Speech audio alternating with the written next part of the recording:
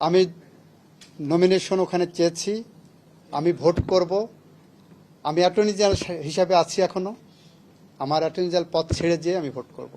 এই রায় বাংলাদেশের আগামী প্রজন্মের জন্য এমন একটি দৃষ্টান্ত হয়ে থাকবে যেখানে বাংলাদেশের গণতন্ত্র, বাংলাদেশের সার্বভৌমত্ব, বিচার বিভাগের স্বাধীনতা, আইনের শাসন, বাংলাদেশের মানুষের মৌলিক অধিকার, এই সবগুলো নিশ্চিত করার ক্ষেত্রে এই রায় একটি অনন্য দলিল হিসেবে থাকবে। আমি বলেছি যে পৃথিবীর ইতিহাসে একটা অনন্য উদাহরণ হলো সামরিক শাসনে সে গণতন্ত্র উন্মোচন করে, সামরিক শাসনে সে মানুষের বাক স্বাধীনতা ফিরিয়ে দেয়, সামরিক শাসনে সে বিচার বিভাগের স্বাধীনতা ফিরিয়ে দেয়। বাংলাদেশে গণতন্ত্রের নামে ওই সময় এবং এই সময়ে মানুষ হত্যা হয়েছে, গুম হয়েছে, সংবাদপত্রের স্বাধীনতা হরণ হয়েছে, কার্টুনিস্ট মুস্তাকদের মতো মানুষকে ধরে নিয়ে যে কারাগারে হত্যা করা হয়েছে। আমি বলেছি, সুতরাং কোনটা বেশি ইম্পর্টেন্ট, ডেমোক্রেসি না সিস্টেম? আমার কাছে democracy more important than anything else. সেইটা বলতে যে আমি পাকিস্তান সুপ্রিম কোর্টের একটা রায় আছে দোসর মামলা হিসেবে পরিচিত।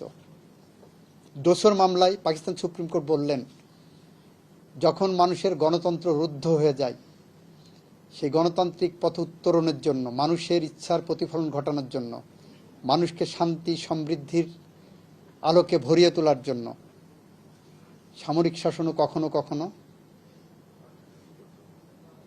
অ্যাকসেপ্টেড হতে পারে। সেখানে বলা হয়েছে কখনো কখনো রেভলিউশনের মাধ্যমে যে উত্তরণ, সেই উত্তরণে রেভলিউশনের ফোর্স যেটা নির্ধারণ করবে সেটাই ল। আমাদের অ্যাডিশনাল অ্যাটর্নি জেনারেল দুইজন, ওনারা এই পয়েন্টে খুব সোচ্চার। যারা তত্ত্বাবধায়ক বাতিল চেয়েছিলেন তারা তত্ত্বাবধায়কের দাবি তুলেছেন। এটা নেক্সট ডেতে আইনি পরিকাঠামোয় 1950 সালে আমেরিকান সুপ্রিম কোর্টের একটা জাজমেন্টের মধ্যে এই সাবজেক্টের উপরে কিভাবে উত্তর দেওয়া হয়েছে এটা নেক্সট ডেতে পড়বে।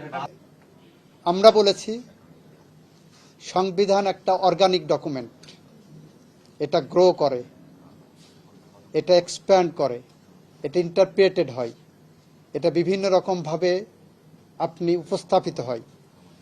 কোরআন কিংবা বাইবেল কেউ পরিবর্তন করতে পারবে না, সংবিধান পরিবর্তনযোগ্য। এটাও বলেছি যে আপনি আজকে সংবিধানের যে অ্যামেন্ডমেন্ট বললেন, সেই অ্যামেন্ডমেন্টকে যদি আপনি বলে দেন তত্ত্বাবধায়কে ফিরে গেলাম, সেটাই যে অ্যাবসোলুট তাও না।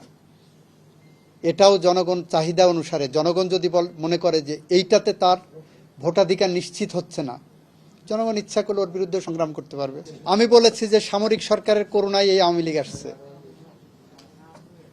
৭৪-এর 25শে জানুয়ারি ৪র্থ সংশোধনীর মাধ্যমে বাংলাদেশের আওয়ামী লীগের নিষিদ্ধ রাজনৈতিক দল হিসেবে ঘোষিত হয়েছিল আওয়ামী লীগ। আমি নমিনেশন ওখানে চেয়েছি, আমি ভোট করব। আমি অ্যাটর্নি জেনারেল হিসাবে আছি এখনো। আমার অ্যাটর্নি জেনারেল পদ ছেড়ে যেয়ে আমি ভোট করব। যখন সময় আসবে তখন করব। আমি আশাবাদী।